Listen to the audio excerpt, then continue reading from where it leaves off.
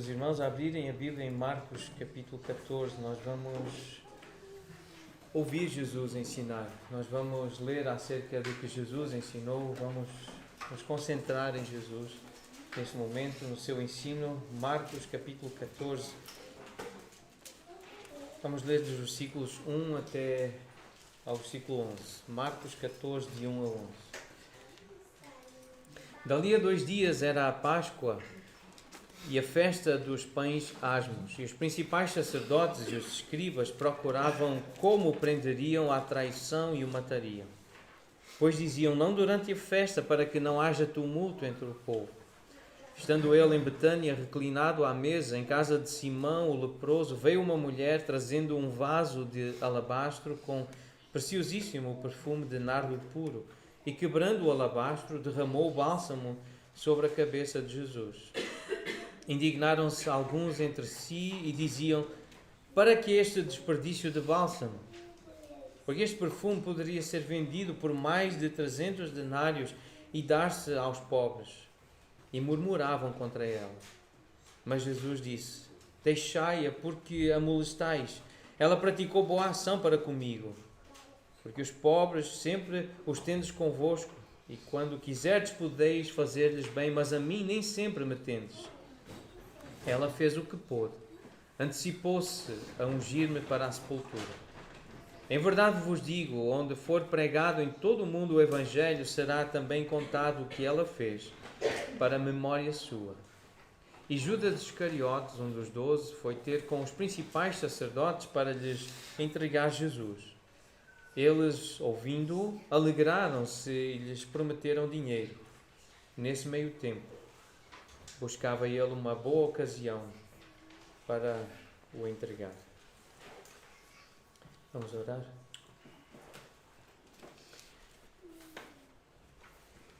Deus, é constrangedor ler esta parte final deste texto, desta história, desta narrativa, porque confronta cada um de nós, o nosso coração, com essa triste realidade de que alguém tão próximo de ti, da revelação de quem tu és, da tua sabedoria, do teu amor, pode agir desta forma como Judas agiu. Pedimos a Deus que nos dê entendimento do que este texto pode fazer nas nossas vidas, nas nossas mentes, nas nossas famílias, na nossa igreja. Pedimos a Deus que tragas luz aos nossos corações, ao nosso entendimento, para nos persuadir, nos convencer de quem tu és, do teu caráter e da tua vontade, do teu querer para nós. Fala connosco, Senhor, nesta manhã. Em nome de Jesus nós pedimos. Amém. O Evangelho de Marcos, ele apresenta o padrão do discipulado cristão. E o padrão é Cristo, é o próprio Senhor Jesus, que aqui neste livro, nesta narrativa, é apresentado como o servo de Deus. Aquele que veio para servir, para trabalhar, sempre disposto a ensinar, sempre disposto a caminhar em direção àqueles que precisavam dele, precisavam de Deus, precisavam do ensino. O serviço de Jesus autentica a sua mensagem. A vida de Jesus é um sacrifício por toda a humanidade. A sua vida é um exemplo de alguém que se deu, que se sacrificou pela humanidade. Ele é o supremo exemplo. Ele é o verdadeiro sacrifício pela humanidade. Este é o cenário do Evangelho de Marcos. É assim que ele é apresentado. E esse cenário, então, aqui nesta passagem em concreto, nós lemos no comentário o que se chama Foco do Novo Testamento, um comentário a esta passagem, diz que o cenário para a morte do servo é preparado por uma conspiração, uma unção e uma traição. As três partes que compõem este texto que nós acabamos de ler, a primeira parte então, essa conspiração, essa introdução que nós vemos nos primeiros versículos, mas antes vamos olhar para o capítulo 13, o que antecede esta passagem, porque tem informação muito importante, muito relevante no capítulo 13. O versículo 1 do capítulo 13, nós temos palavras dos discípulos de Jesus. Ao sair do templo, quando Jesus saía do templo com os seus discípulos, um deles disse-lhe: que pedras, que construções. Que impressionante a criação do homem. E aqui isso mexe com algo que nós temos estado a estudar. Como nós ficamos encantados com a criação ou com as construções dos homens, com tecnologia, com roupa, com arte. E temos essa tendência de dizer: que espetáculo, que pedras, que construções, que máquina, que cor, que corte, que melodia, que ritmo. Nós ficamos encantados com as construções da humanidade. E como os discípulos de Jesus, nós se calhar dizemos a Deus: obrigado, a Deus, pela tua criação. Deus, que música. Deus, que lugar lindo construído pelos homens. Que construção, que pedras. Nós temos a tendência de ficar maravilhados com as criações dos homens. Ficamos encantados, deslumbrados. Somos atraídos àquilo que os homens e mulheres são capazes de fazer. Contudo, o Senhor Jesus disse: não ficará pedra sobre pedra que não seja derribada. Então é um confronto muito forte e muito direto. Não fiquem apaixonados pelas coisas da terra, pela forma como vocês as veem, pelas cores que elas têm, porque tudo isso vai passar. Não haverá nada que fique de pé. Não ficará pedra sobre pedra que não seja derribada. Tudo vai ser destruído. O mundo como o conhecemos, as coisas que temos agora, elas vão deixar de existir. Vamos deixar de as ter, vamos deixar de poder olhar para elas tal como elas são. Há aqui um eco nas palavras de Jesus daquilo que já tinha sido profetizado acerca do próprio Jesus. E aqui ele está a repetir aquilo que acontecerá um dia. Nós não sabemos exatamente quando, mas Daniel 2 fala desse dia e que esse dia começou quando Jesus chegou, quando ele se apresentou como revelação de Deus, revelação do Pai. Mas Daniel interpreta um sonho a Nabucodonosor no capítulo 2 do livro do profeta Daniel. No capítulo 2, versículo 34, lemos a explicação. Na verdade, é a revelação do sonho. Primeiro ele conta a Nabucodonosor o que o rei sonhou e depois dá a interpretação nos versículos 44 e 45. Quando estavas a olhar, uma pedra foi cortada sem auxílio de mãos. Feriu a estátua nos pés, que representavam então os reinos da terra, e esmiuçou o ferro e o barro. Então foi juntamente esmiuçado o ferro, o barro, o bronze, a prata e o ouro. Aquela estátua que Nabucodonosor via, que representava os reinos, o poder dos homens, os quais se fizeram como a palha das eiras no estio, e o vento os levou, e deles não se viram mais vestígios. Mas a pedra que feriu a estátua se tornou em grande montanha que encheu toda a terra. E nós sabemos que essa pedra é Cristo. E o reino é o reino eterno, é o reino de Jesus. Então, na interpretação, versículos 44 e 45, nos dias destes reis, o Deus do céu suscitará um reino que não será jamais destruído. Sobre esse reino que nós cantamos, o seu reino não terá fim. Um reino que não será jamais destruído. Este reino não passará a outro povo. Esmiuçará e consumirá todos estes reinos, mas ele mesmo subsistirá para sempre. Como viste que do monte foi cortada uma pedra, sem auxílio de mãos, e ela esmiuçou o ferro, o bronze, o barro, a prata e o ouro. Esse reino é o de Jesus, o rei é Jesus, a pedra é ele, e é ele que decide terminar com tudo. É ele que diz, no versículo 31, mais à frente do capítulo 13, passará o céu e a terra e tudo o que há neles. As coisas como as vemos agora, que amamos, que nos apaixonamos, que mexem com as nossas emoções, que nos atraem, que nos iludem, que nos fazem sentir tantas emoções, tudo isso passará. E nós precisamos ouvir Jesus falar sobre isso. Os ídolos do nosso coração precisam ser derribados. E por palavras assim, os nossos amores têm que ser colocados em ordem. por palavras assim, palavras de Jesus.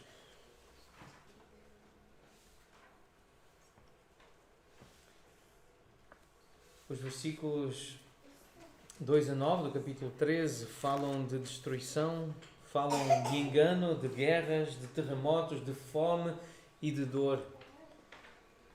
O sofrimento faz parte da vida e nós sabemos porque Jesus disse que esse sofrimento vai intensificar-se.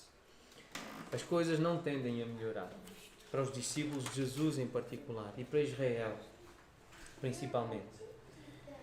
Então há uma menção a tribunais e açoites, dor física. Há uma menção a traição, versículo 12. Ódio por causa do nome de Jesus. Quem se identifica com Jesus, versículo 13, diz que será odiado. E há ainda essa menção à grande tribulação, versículos 14 a 23, essa profecia acerca do grande sofrimento que aguarda a humanidade, especialmente Israel e as nações que não receberam Jesus como o Messias, como a revelação de Deus, do Deus eterno. Ainda nesse capítulo há uma menção a estar prudente, estar de sobreaviso. Estejam atentos, sobreaviso. Versículos 9, 23 e 33 têm esta ideia de estar de sobreaviso e também a necessidade de aprender com esses sinais que Deus dá, que a terra dá, aprender, saber que está próximo algo. Versículo 28.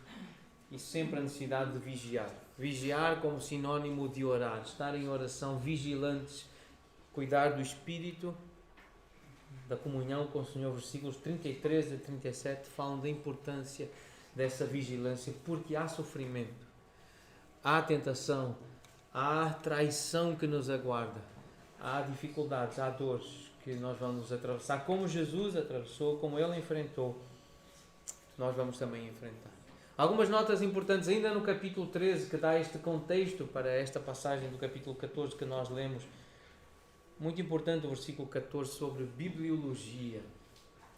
Nós lemos aí, quem lê, entenda. Essa expressão aí do versículo 14, quando virdes o abominável da desolação, situado onde não deve estar, pois tem um importante parênteses nessa passagem. Quem lê, entenda. Porque acreditamos que a igreja já não estará aqui na terra. Quando o abominável da desolação estiver situado no lugar em que não é suposto estar, não deve estar, não haverá mais pregação, não haverá mais igreja para pregar, mas haverá registros da pregação de Jesus. A Bíblia continuará disponível, os evangelhos continuarão, as profecias continuarão disponíveis. Por isso, quem lê, entenda, quem passar pela grande tribulação e quando vir o anticristo a reinar onde não deveria estar, a blasfemar do Senhor e a fazer com que o templo se torne um lugar abominável, o lugar da adoração, a blasfemar de Deus e do seu povo.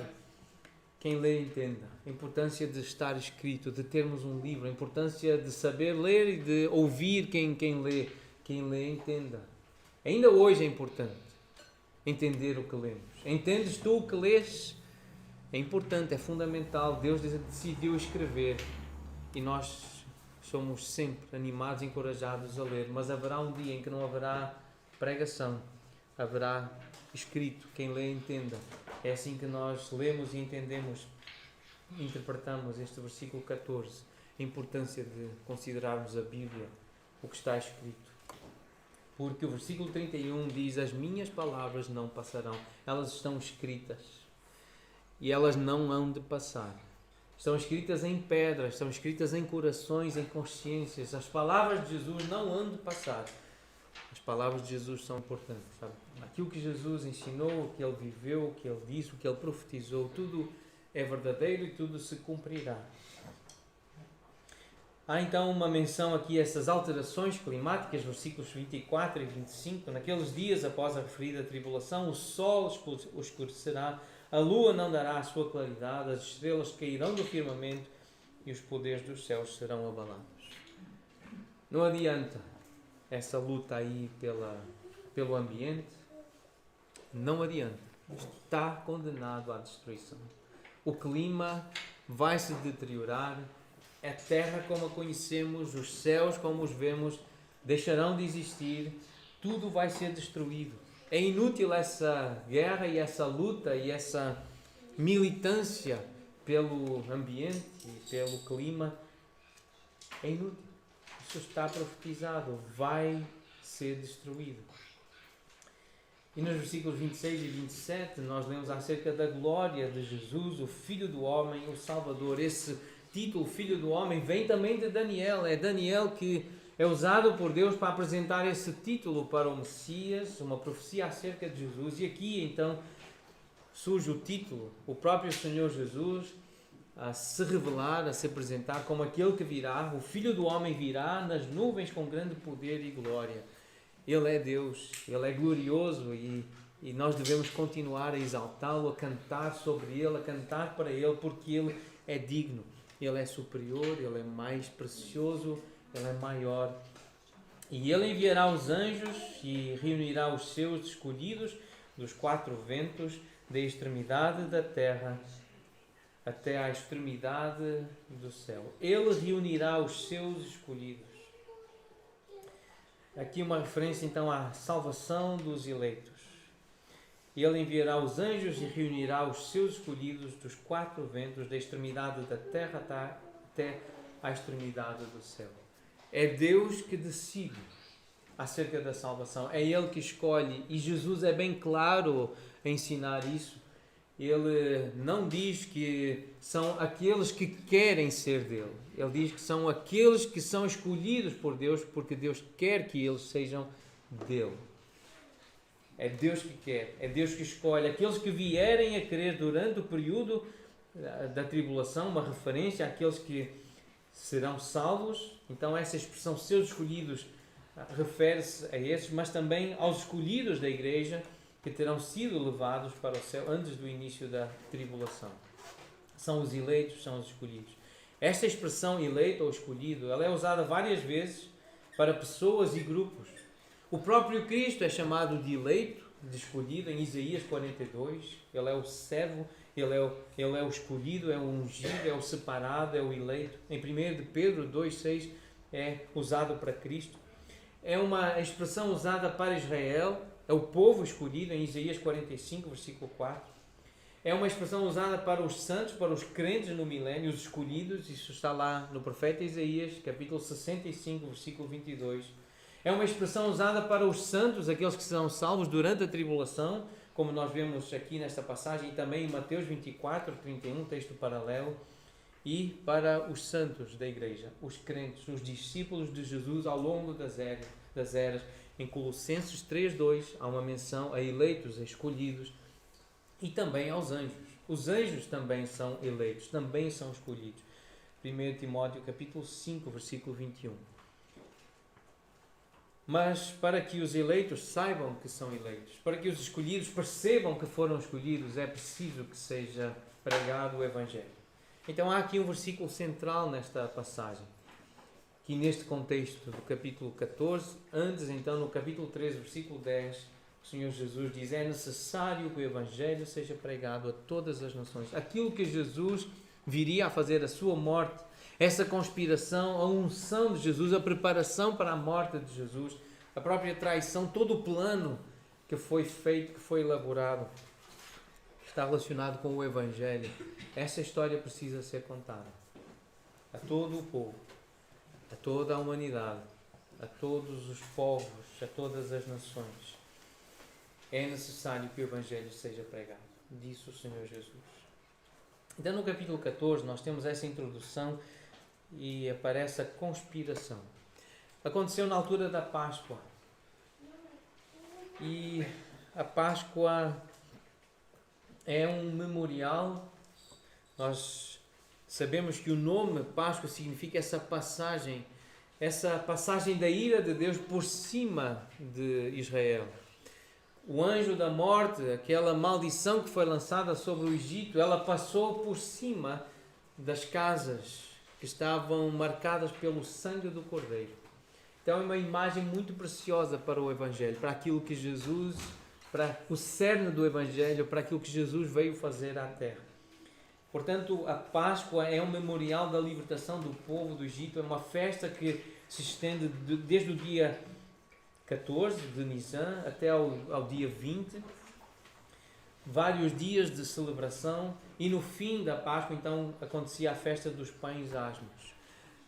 E a ideia era ter pão não fermentado, pão sem fermento, que era um símbolo de estar livre da culpa, livre do pecado, livre da maldade. Era o fermento da iniquidade. Então, por causa da pressa com que saíram do Egito, levavam pão sem fermento, mas tinha um simbolismo. Era livre do pecado, livre da iniquidade.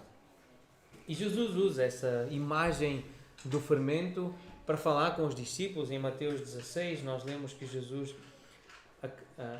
avisa os discípulos: acautelai-vos do fermento dos fariseus e dos saduceus. E eles não entenderam, achavam que estava a falar de pão por não terem levado pão. E depois Jesus, no versículo 11, diz: como é que não compreendeis que não vos falei a respeito de pães, e sim acautelai-vos do fermento dos fariseus e dos saduceus? Então eles entenderam que não lhes dissera que se acautelassem do fermento de pães, mas da doutrina dos fariseus e dos saduceus. É a doutrina que leva ao pecado, ou à resistência ao pecado. É o que nós acreditamos, é o que está escrito, é o que nós entendemos e cremos e obedecemos, que nos leva a escapar do pecado. É a autoridade da palavra na nossa vida, é a fé, é a crença materializada num comportamento de rejeição àquilo que desagrada a Deus. É, portanto, entender o que Deus ensina, é isso que nos afasta do pecado. Por outro lado, ouvir o engano, ouvir a mentira, ouvir a falsidade, a hipocrisia, isso leva-nos a permitir que o pecado entre na nossa vida, na nossa casa, na nossa família.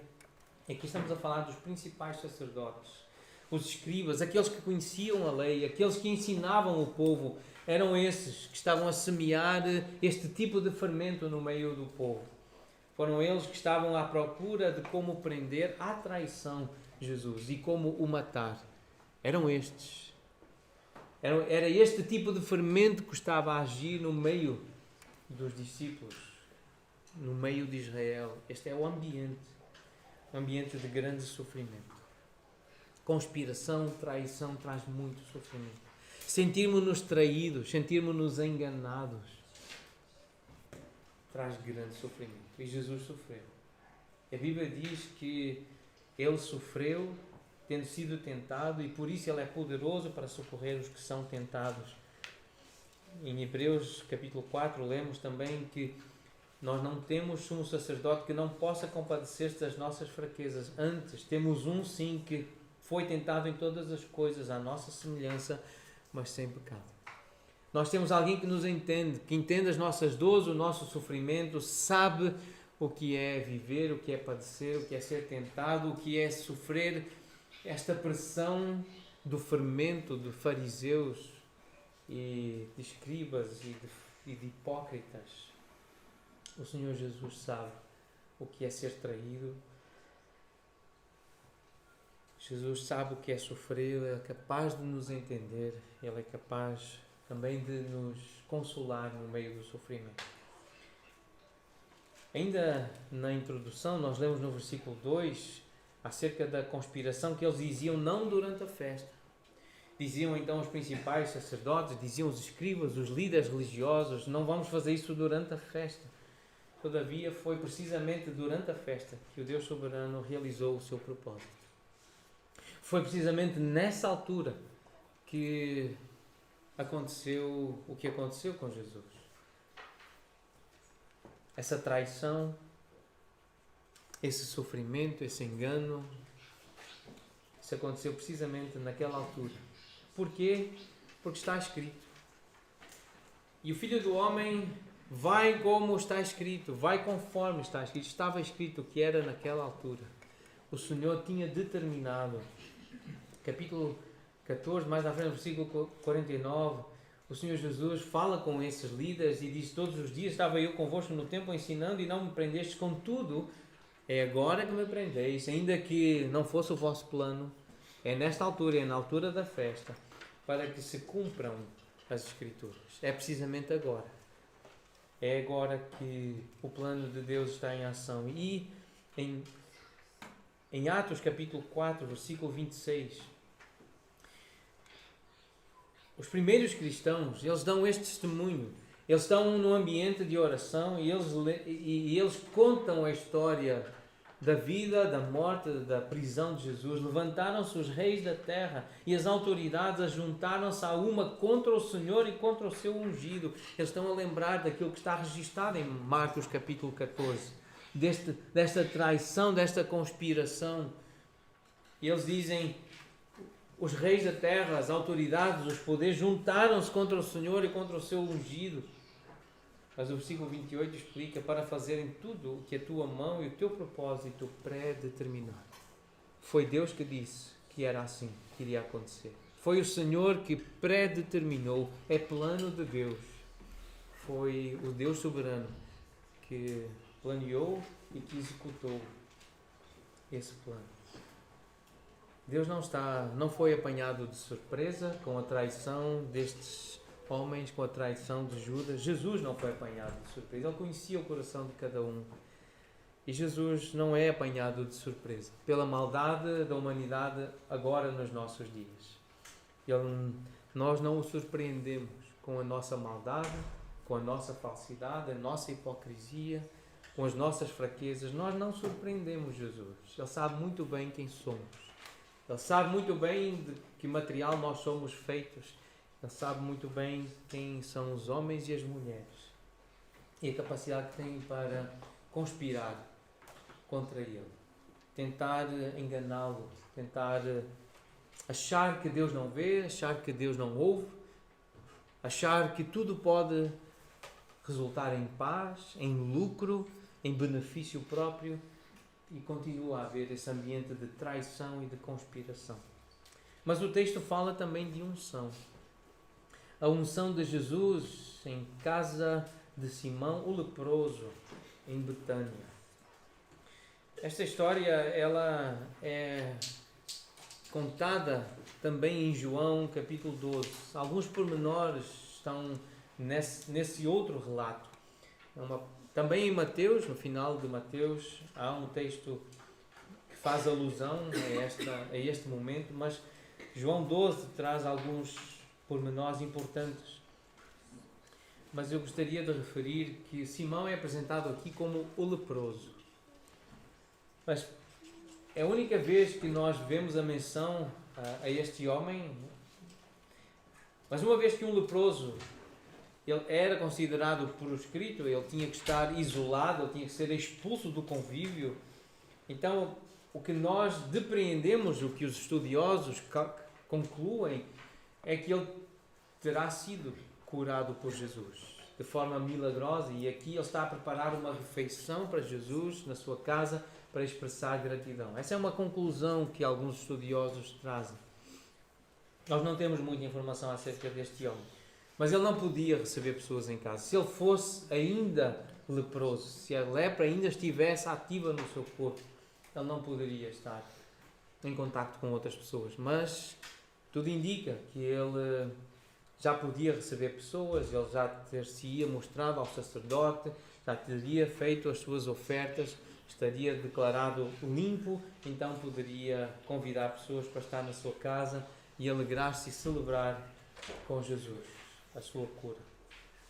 Não foi a primeira vez que Jesus esteve com um leproso e tocou num quando ele ainda estava leproso. E lemos no início deste Evangelho, no capítulo 1 de Marcos, versículo 40, diz que aproximou-se de Jesus um leproso, rogando-lhe de joelhos: se quiseres, tu podes purificar-me. Então Jesus, profundamente compadecido, estendeu a mão, tocou-o e disse-lhe: quero, fica limpo. Jesus tocou nele, estando ele ainda leproso. E Jesus disse: eu quero sim, eu quero que tu fiques limpo. E fica limpo. E ele ficou limpo. Acerca de leprosos, há uma história no Antigo Testamento, no segundo livro dos Reis, no capítulo 7, que tem detalhes deliciosos acerca da vida do crente, do discípulo de Jesus, de pessoas que são consideradas leprosas numa sociedade secularizada como a nossa. Há pessoas que não querem contacto nenhum com crentes, com evangélicos, com discípulos de Jesus, não querem nada connosco. Os políticos, os poderosos da terra não querem nada com pessoas que seguem Jesus e que leem a Bíblia com fé e que se apegam às Escrituras e que procuram entender o que leem. Há gente que tem aversão, não quer tocar, não quer estar perto de crentes. Vivemos num mundo assim. Por isso esta história ela é muito especial. Segundo o livro dos Reis, capítulo 7, conta a história de 4 homens leprosos. Vale a pena ler, se não lembram da história, vão lá. Começa no capítulo 6, o contexto. No meio do capítulo 6 começa a contar a história destes homens, a fome que havia em Samaria, o desespero, é algo realmente dramático. E eles estavam à entrada da porta da cidade, eles não podiam, portanto, estar no meio do povo. E eles disseram, por que estaremos nós aqui sentados até morrermos? Se dissermos, entremos na cidade, na nossa cidade, há fome lá, nós vamos morrer lá. Se ficarmos aqui sentados, também vamos morrer, porque não temos comida. Vamos, pois, agora e demos connosco no arraial dos Sírios, o povo inimigo que estava a avançar contra a cidade para destruir, para conquistar, e vinham com grande despojo, vinham com comida. Eles disseram, olha, se nós entrarmos na cidade vamos morrer, se ficarmos aqui vamos morrer, vamos ter com eles. Lá, pelo menos, há comida. Mas eles dizem, se nos deixarem viver, viveremos. Se nos matarem, tão somente morreremos. Que filosofia de vida cristã. Se vivemos, para o Senhor vivemos. Se morrermos, para o Senhor morremos. Isto é Evangelho, isto é Romanos, carta aos Romanos. Quer vivamos, quer morramos, somos do Senhor. Que clareza, que inteligência, que sabedoria. Se vivermos, se nos deixarem viver, viveremos. Se morrermos, é só isso que nos vai acontecer. Vamos morrer. Estamos condenados à morte no corpo. Então, ter medo da morte para um crente não faz sentido. Então disseram uns aos outros, nós não fazemos bem, quando depois perceberam que o Senhor já tinha enviado um anjo e matou 180.000 dos assírios, e todos foram mortos, aniquilados, deixaram os despojos, a comida, e então, vendo toda aquela comida, aquela riqueza, eles disseram, nós não fazemos bem se ficarmos aqui só nós a comer e a nos banquetearmos. Eles dizem assim, este dia é dia de boas novas. É dia de boas notícias, é dia de Evangelho. E nós nos calamos, nós não podemos. Se nós esperarmos até à luz da manhã, seremos tidos por culpados. Agora, pois, vamos e anunciemos à casa do Rei. Se nós temos boas notícias para partilhar, vamos anunciar, vamos partilhar.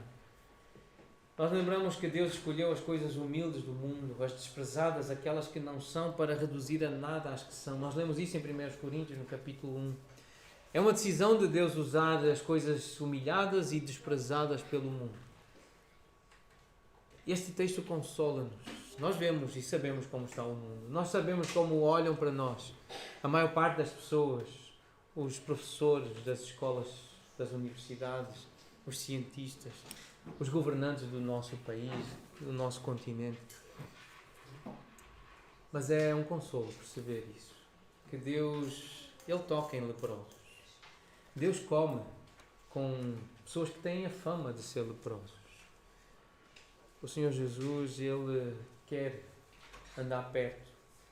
Ele quer tocar. Ele comeu com leprosos, com pecadores, com gente fraca, doente e desprezada. Ele tocou nessas pessoas e transformou-as. E nós sabemos que o Senhor toca em nós. Pela ação da Sua Palavra, pela ação do Seu Espírito, nós sabemos que Jesus transforma-nos. Ele cura-nos. A Palavra dEle, ela purifica a nossa alma. Ela transforma-nos. Então nós podemos e devemos aproximar-nos de Jesus, deixarmos-nos ser tocados por Ele, pela Sua palavra, expormos-nos à pregação, à leitura da Bíblia, ouvir Jesus, sermos assim tocados por Ele, pela ação do Seu Espírito. Nós devemos deixar-nos tocar por Jesus. Uma outra expressão que aparece aqui, Betânia, e essa cidade ficou famosa. Se não fosse Maria, a sua aldeia, muito provavelmente, a aldeia de Betânia, teria sido esquecida. Mas ela tem sido lembrada, porque Jesus profetizou que essa cidade, ou essa aldeia, esse vilarejo, seria lembrado por causa de Maria. E então nós lemos no versículo 13 essa história, que é uma mulher trazendo um vaso de alabastro com preciosíssimo perfume de nardo puro. Então é uma referência a uma pedra, alabastro, uma pedra na qual os perfumes, os ungüentos, os bálsamos eram guardados, preservados. Os antigos consideravam que o alabastro era o melhor material para preservar os seus ungüentos, esses líquidos preciosos. Quebrar a caixa, ou provavelmente quebrar o selo da caixa ou o gargalo que tapava aquele invólucro. E nardo é uma referência a uma planta perfumada que veio da Índia, é algo natural da Índia, produz um líquido com um odor maravilhoso, uma fragrância fantástica que os antigos usavam, fosse puro ou misturado na preparação de um unguento, de um perfume, de um bálsamo muito precioso, caríssimo. Foi uma oferta cara que ela fez ao Senhor. O perfume de nardo era importado da Índia e um frasco inteiro teria custado o equivalente ao rendimento anual de um trabalhador comum. Era o salário de um ano de trabalho, praticamente. Maria deu de forma generosa, e a palavra está em inglês, mas é sumptuosa, é um luxo. O comentário que fizeram a esta passagem usa esta expressão, não é só generosa, é sumptuosa. É com sumptuosidade, é com luxo. Ela deu dessa forma, não apenas luxuosa, mas amorosa. Ela não teve vergonha de mostrar abertamente o seu amor por Cristo, a sua afeição, a importância e a preciosidade de Jesus. Uma das maiores expressões de adoração, elogiada e aprovada pelo próprio Cristo. Como lemos no versículo 6, ela praticou boa ação para comigo. É Jesus que diz: o que ela fez não é exagero. O que ela fez é algo bom. É Jesus que elogia, é Jesus que aprova, é Ele que diz: isso foi bom, isto é bom. Em João 12, versículo 3, lemos um detalhe que não está aqui em Marcos 14. Lemos que Maria, tomando uma libra de bálsamo de nardo puro, muito precioso, ungiu os pés de Jesus e os enxugou com os seus cabelos, e encheu-se toda a casa com o perfume do bálsamo. Já falaremos sobre essa ideia do perfume na casa, mas esta ideia dos pés, da unção, do bálsamo nos pés de Jesus. Alguém disse que a parte mais baixa de Jesus é digna do melhor de nós. A parte mais baixa de Jesus é digna do mais elevado, do mais alto, do melhor de nós. Infelizmente nós gastamos dinheiro que não temos, às vezes fazemos créditos, pedimos emprestado, para comprar coisas que não precisamos, para impressionar pessoas que nós não conhecemos ou de quem não gostamos. Uma frase que já temos ouvido falar sobre status, sobre a posição que a pessoa quer ter. Usar o dinheiro para comprar dinheiro que não temos, para comprar coisas que não precisamos, para impressionar pessoas que não conhecemos e por isso nós nem sequer gostamos. Contudo, nós nunca podemos adorar à altura do valor da cruz de Cristo. Mesmo que dessemos todo o nosso dinheiro, mesmo que nós dessemos o mais precioso que tenhamos, nunca chegará, nunca podemos achar que vamos pagar o favor de Deus, a graça de Deus, vamos pagar o amor de Deus por muito que nós ofereçamos, por muito que nos consagremos, por muito valor que nós coloquemos à disposição do Senhor, da sua obra, jamais poderemos adorar à altura do valor da cruz. Ela é sempre maior e sempre mais preciosa. É impagável. É um preço que nenhum ser humano, nem toda a humanidade junta poderá pagar. Essa é a mensagem da Bíblia. Isto é ser bíblico e apresentar o Evangelho dessa forma. Nós não podemos fazer nada para merecer a salvação em Jesus, para merecer o amor de Deus, para merecer ser escolhido por Deus. Não é porque Ele viu mérito em nós, não é porque Ele viu fé em nós, não é porque Ele viu algo bom em nós. A Bíblia é bem clara. Nós somos salvos pela graça de Deus. É o seu amor misericordioso, é a sua compaixão. É por isso que nós somos salvos. A salvação pertence ao Senhor e Ele simplesmente decide escolher alguns para salvar. Isto é mensagem bíblica. Isto é o que nós lemos literalmente nas Escrituras e precisamos continuar a repetir. Esta é a mensagem da Bíblia. Agora, é verdade que diante desta mensagem nós perguntamos como o salmista perguntou e nos ensina a perguntar e a orar: que darei eu ao Senhor por todos os benefícios para comigo? O que é que eu darei? Eu quero dar alguma coisa. Esta mulher sentiu-se beneficiada pelo Senhor. Algo que o Senhor disse, algo que ela entendeu do Espírito do Senhor, algo provavelmente acerca do futuro, porque Jesus disse que aquilo estava relacionado com o que iria acontecer com a morte de Jesus.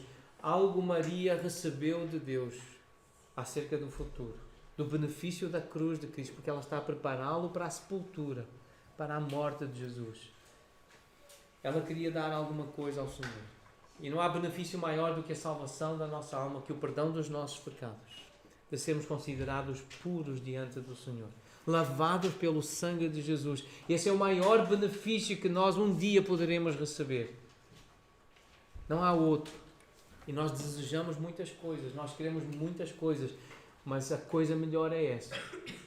É sermos lavados pelo sangue de Jesus, é sermos perdoados das nossas iniquidades, é nós estarmos em paz com Jesus.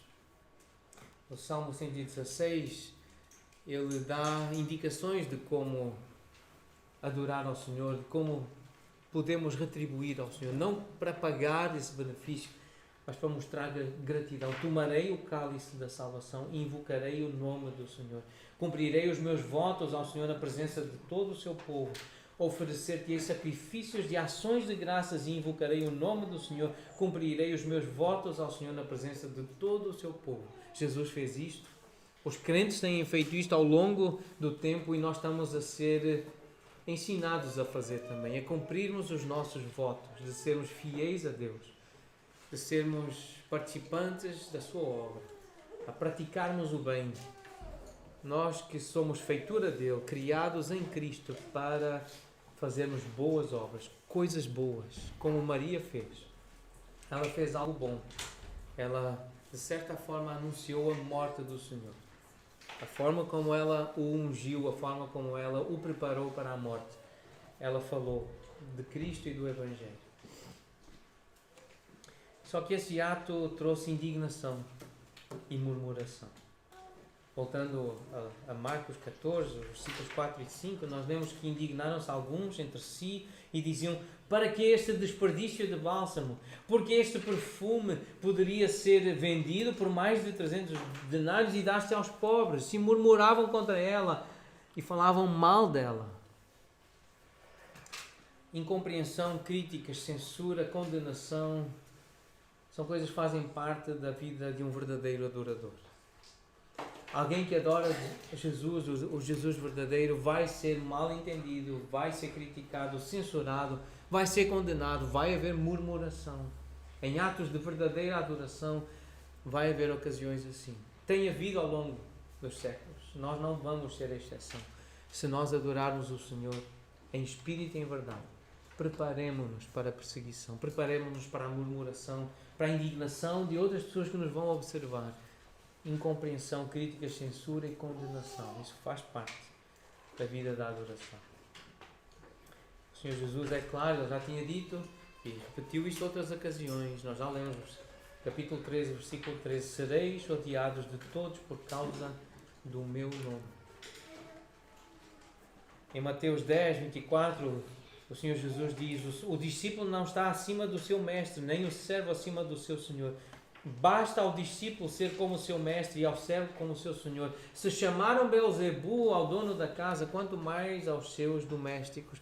Não estejam à espera de serem poupados de críticas, de censura, de indignação, de murmuração, de condenação. Não estejam à espera, discípulos, servos, amigos. Se fizeram isso com o dono da casa, quanto mais farão aos seus domésticos, aos seus seguidores, aos seus súditos. Mas Jesus diz: ela, Maria, praticou boa ação para comigo. Ela fez o que pôde, versículo 8. Antecipou-se para ungir-me para a sepultura. Isto é profecia. Jesus está a dizer que o que ela fez foi profético. E Jesus está a ser profeta aqui. Versículo 9. Em verdade vos digo, onde for pregado em todo o mundo o Evangelho, será também contado o que ela fez, para memória sua. Falar da sepultura. A ocupação central da igreja é adorar e comunicar a glória da cruz de Cristo que o levou para o sepulcro. Foi a cruz que o levou para o sepulcro. E do sepulcro ele foi para a glória. Então, esta é a nossa ocupação central. É falarmos da cruz, Jesus foi sepultado de acordo com as Escrituras. É assim que Paulo resume o Evangelho em 1 Coríntios 15. De acordo com as Escrituras, Jesus foi sepultado. Mas Ele também ressuscitou. Então a pregação do Evangelho é necessária. Nós precisamos continuar a falar do que Jesus fez, do que Ele tem feito nas nossas vidas. À medida que nós vamos sendo tocados pela Sua Palavra, pelo Seu Espírito, é necessário que o Evangelho seja pregado a todas as nações. A glória da cruz promove uma adoração integral, inteira. O Evangelho toma conta do ser do crente, dos seus pensamentos.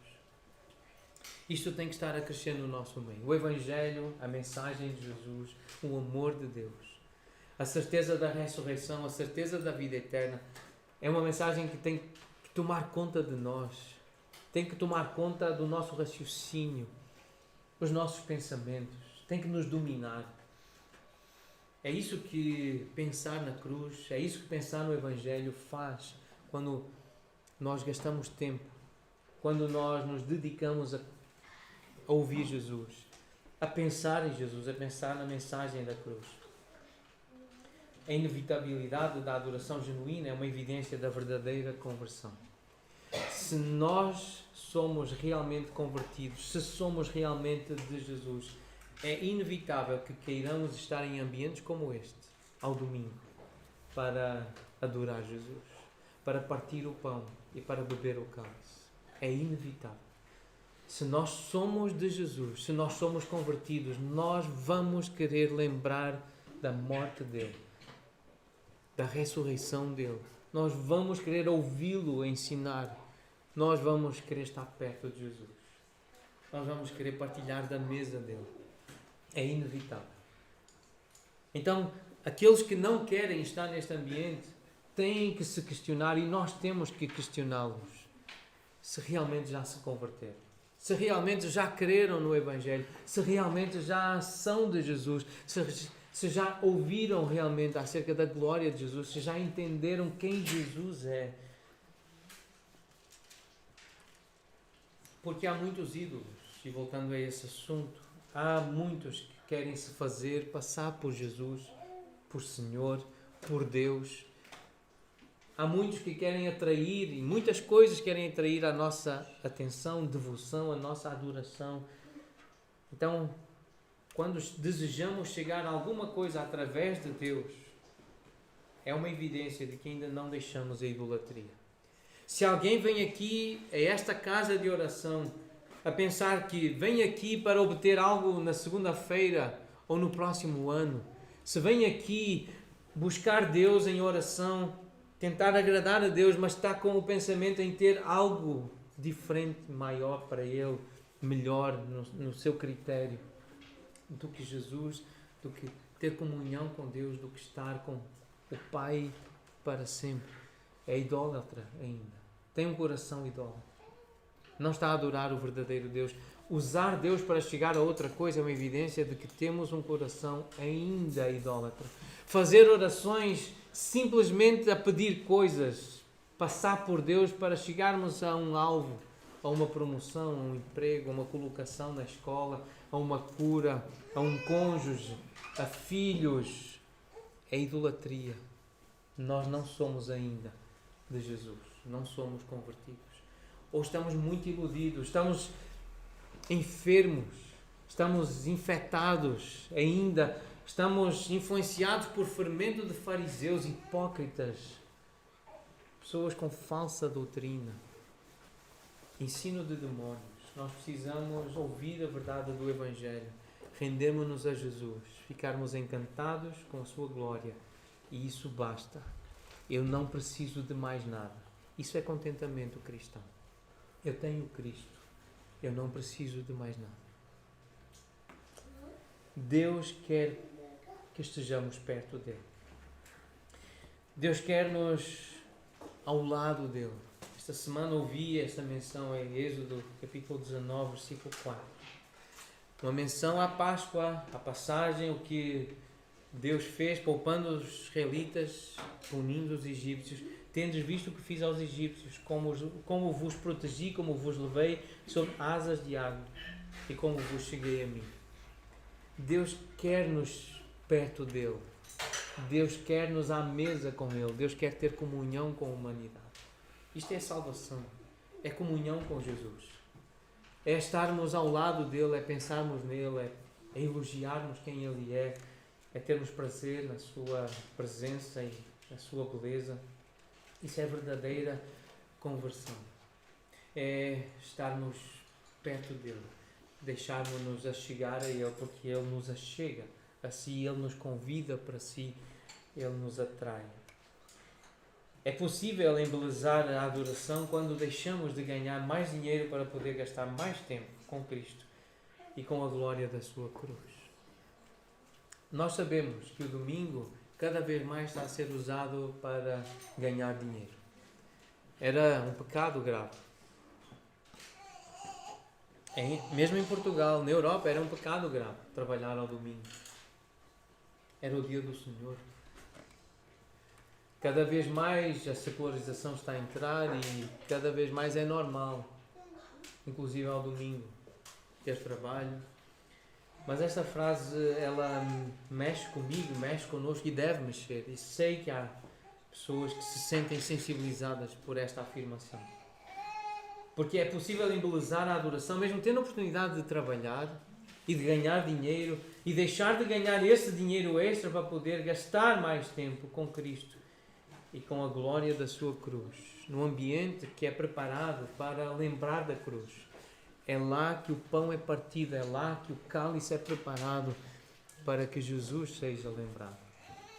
É o ambiente do culto cristão. Então, quando a igreja se reúne, mesmo em horário laboral, é bonito, embeleza a doutrina, ornamenta a palavra. Saber que há pessoas que preferem ganhar menos dinheiro e gastar mais tempo adorando o Senhor numa casa de oração, num lugar de culto como este aqui.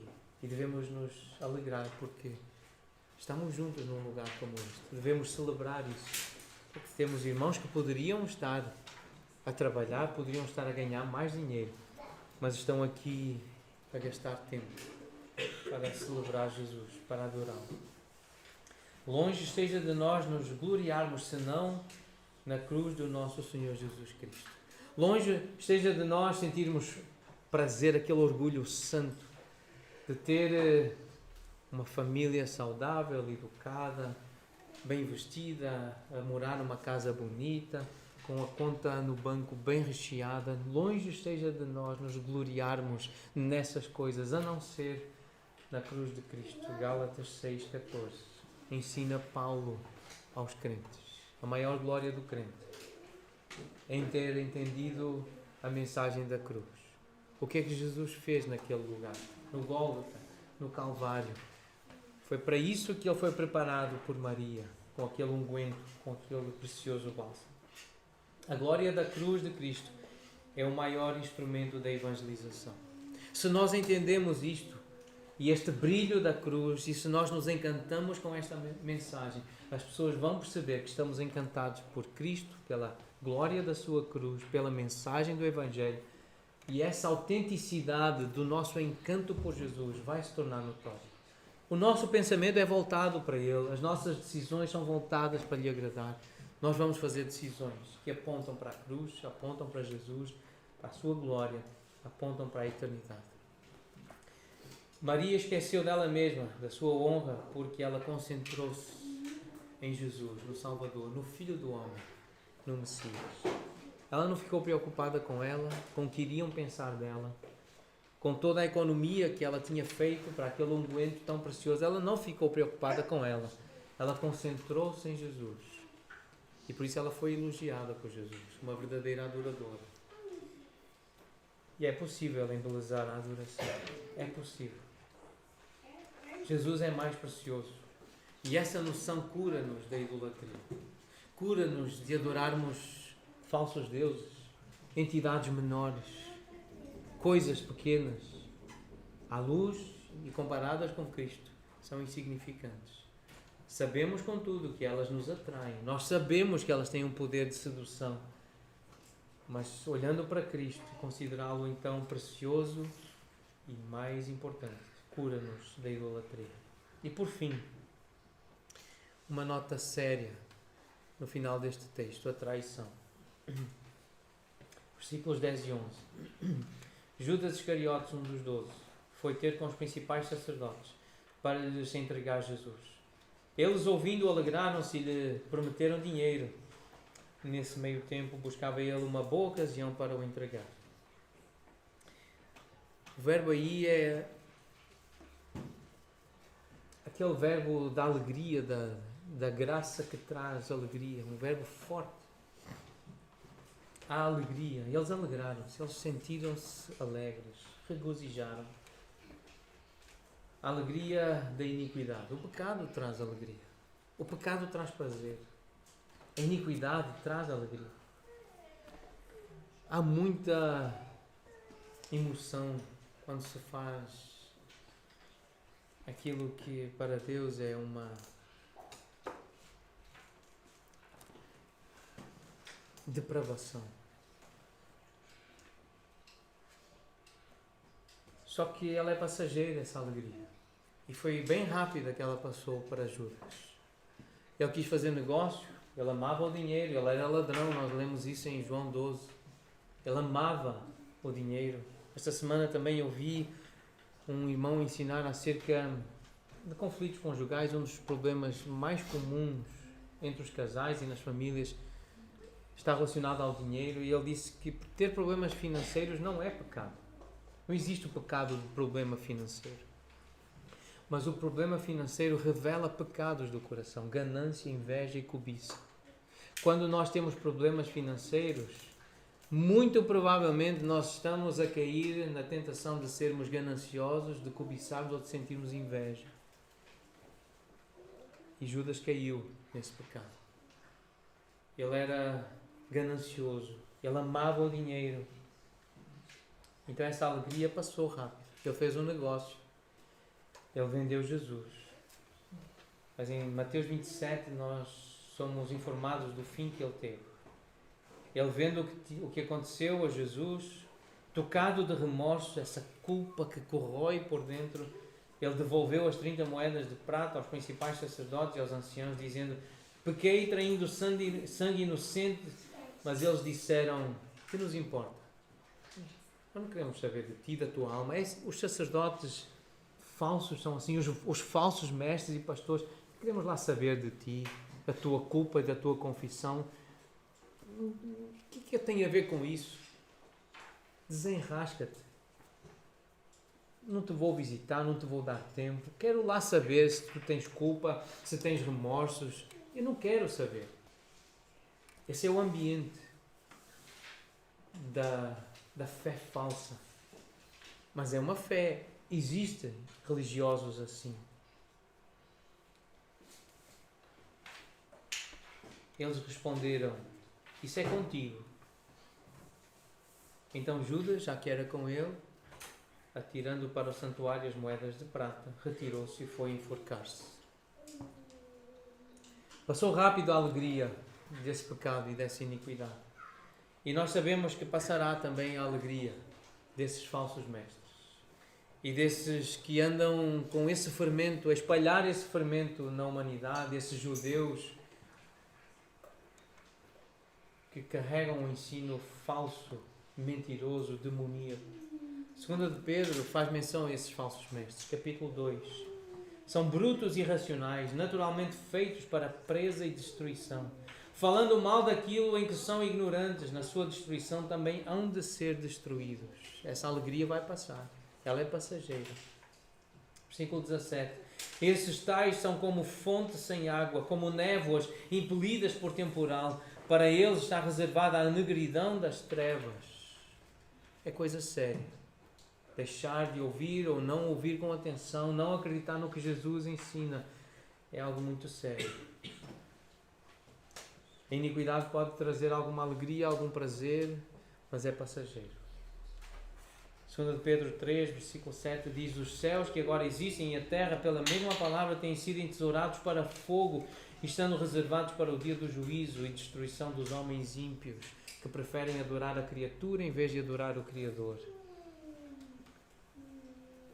Adorar as construções e as criações humanas em vez de adorar o Deus que criou todas as coisas, o verdadeiro Deus. Ao colocar esta história, então, entre os relatos do enredo para prender Jesus, o evangelista Marcos, ele contrastou a traição de Judas e dos líderes com o amor e a lealdade de Maria.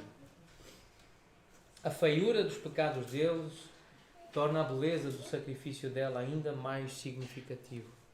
Comenta um irmão nesta passagem. Marcos contrastou a traição de Judas e dos líderes com o amor e a lealdade daquela mulher, Maria. A feiura dos pecados deles torna a beleza do sacrifício dela ainda mais significativa. É por isso que a fé ela é preciosa.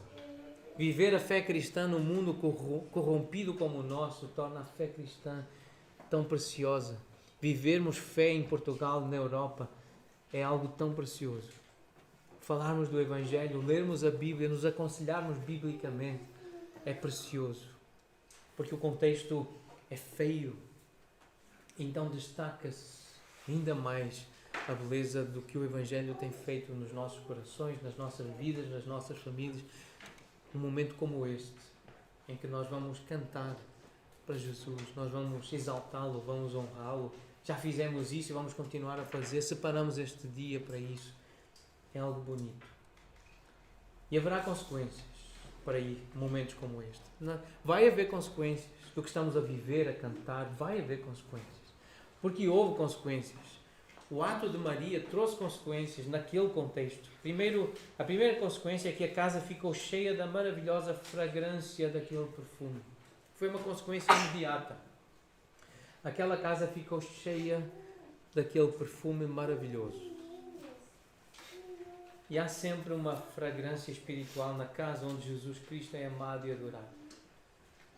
Há mansidão, há humildade, há gentileza, há amor sacrificial. Onde Jesus é honrado, onde Ele é lembrado, há um ambiente diferenciado. Há beleza, há perfume de Jesus. Segundo aos Coríntios, capítulo 2, fala desse perfume. Paulo, ensinar a igreja, diz que nós que somos cristãos, nós somos para com Deus o bom perfume de Cristo, o aroma de vida para a vida. Quando estamos num ambiente, nós fazemos com que o cheiro de Cristo se sinta. Esse é o efeito de alguém que tem comunhão com Jesus. Um outro impacto, uma outra consequência que teve esse ato de adoração desta mulher é que os discípulos, liderados por Judas, criticaram Maria por desperdiçar o seu dinheiro. é uma das consequências. Vai haver crítica, vai haver censura. Contemos com isso. Precisamos lembrar que vai haver. Às vezes na própria casa, na própria família, parentes próximos vão censurar, vão criticar o desperdício da nossa vida. Eles acham assim. Isso soou piedoso. Parecia que Judas estava a falar dos pobres, misericórdia dos pobres, quando na realidade ele era hipócrita, ele queria o dinheiro para si mesmo. Nós sabemos disso no relato de João 12. E mais à frente, alguns dias depois, lá no cenáculo, os discípulos ainda pensavam que Judas tinha um coração piedoso e que se preocupava com os pobres. Em João 13, aquela história, quando Jesus diz: o que tens para fazer, faz-o depressa, eles ainda achavam que a preocupação de Judas, a missão dele era cuidar dos pobres, era levar alguma oferta para os pobres. Os hipócritas enganam durante algum tempo. É interessante notar que a palavra traduzida por desperdício, aqui em Marcos 14, ela foi traduzida por perdição em João 17:12, quando aplicada a Judas. Judas criticou Maria por desperdiçar dinheiro, mas ele desperdiçou a sua vida. O mesmo verbo, a mesma palavra. Ele criticou Maria por desperdiçar dinheiro. E ele desperdiçou toda a sua vida. Uma outra consequência daquele ato de Maria foi um elogio. Jesus elogiou. Jesus aceitou o seu generoso presente. Ele conhecia o coração de Judas e compreendeu porque é que os outros discípulos seguiram o seu mau exemplo. Ele também conhecia o coração de Maria e logo a defendeu. E esta é a consequência que os cristãos podem esperar. À luz de Romanos 8:33, quando Paulo pergunta: quem intentará acusação contra os eleitos de Deus? É Deus quem o justifica, porque Jesus levanta-se para defendê-la imediatamente. O que ela fez foi bom. É Deus que defende quando há acusação para o adorador. Não importa o que os outros possam dizer sobre o nosso culto, sobre o nosso serviço ao Senhor. O mais importante é agradarmos ao nosso Senhor. O facto de outros nos entenderem mal ou de nos criticarem não nos deve impedir de mostrar o nosso amor a Cristo. A nossa preocupação deve ser apenas a sua aprovação. Isto é o que nos deve preocupar. O que Deus pensa. O que Jesus pensa. Quando Maria deu o seu melhor aos pés de Jesus, ela começou uma onda de bênção que se tem propagado desde então. Ela foi uma bênção para Jesus enquanto partilhava o seu amor. Foi uma bênção para a sua casa enquanto a fragrância se espalhava. Se não fosse Maria, a sua aldeia, talvez Betânia, tivesse sido esquecida. Foi, portanto, uma bênção para a sua aldeia. Ainda hoje é mencionado. E o relato do seu ato foi uma bênção para a igreja primitiva, que ouviu falar dela e por causa dos registros em 3 evangelhos, 3 dos 4 têm esta história. Maria foi uma bênção para todo o mundo e ainda é. A profecia do Senhor foi certamente cumprida. Em verdade vos digo, onde for pregado em todo o mundo o Evangelho, será também contado o que ela fez para a memória sua. Hoje estamos a ser testemunhas do cumprimento dessa profecia. Hoje essa profecia está a cumprir-se mais uma vez. Estamos a lembrar da história dela, associá-la ao Evangelho, associá-la a Jesus. Como Jesus disse que seria, continua a ser. Hoje, séculos, milénios depois, essa profecia está a cumprir-se. Nós estamos a ser testemunhas disso. Nós estamos a cumprir, a ver cumprir-se essa profecia. A adoração autêntica e legítima da cruz possibilita a evangelização. Perceber este ministério precioso, esta missão, este privilégio que nós temos de sermos anunciadores de boas notícias, de boas novas. Mesmo sendo nós como leprosos, humilhados, fracos, doentes, desprezados, nós sabemos que é necessário que o Evangelho seja pregado a todas as nações. Mas uma frase que eu li no comentário a esta passagem diz que tanto a hipocrisia como a apatia na adoração matam a eficácia da evangelização. Nós temos que lutar contra a hipocrisia, isso é evidente. Mas existe muita apatia no meio das igrejas conservadoras. Existe muito deixa andar. Existe muita inércia. Existe muita fraqueza. Existe muito cansaço no nosso meio. Muita apatia. Falta de energia, falta de poder, falta de convicção. Existe muita apatia. Isso mata a eficácia da evangelização. Ser dessa igreja, essa igreja, dessa gente, com essa atitude para com a vida, não. Outros vão pregar com alegria, com convicção, com entusiasmo, com eficácia. Mas eu sei que a nossa igreja gostaria de ser uma igreja eficaz na evangelização. Por isso, nós não podemos ser hipócritas e nós não podemos ser apáticos. Nós temos que tomar iniciativa, nós temos que trabalhar, nós temos que estudar, nós temos que ouvir com atenção, nós temos que praticar, nós temos que oferecer, dar o melhor que temos. Nós temos que trabalhar. Maria deu o seu melhor na fé e no amor. Judas deu o seu pior na incredulidade e no ódio. Ele quis resolver o problema de como os líderes judeus podiam prender Jesus sem causar tumulto durante a festa. Vendeu o seu mestre pelo preço de um escravo. Êxodo 21:32 conta a história, ou regula sobre o valor de um escravo.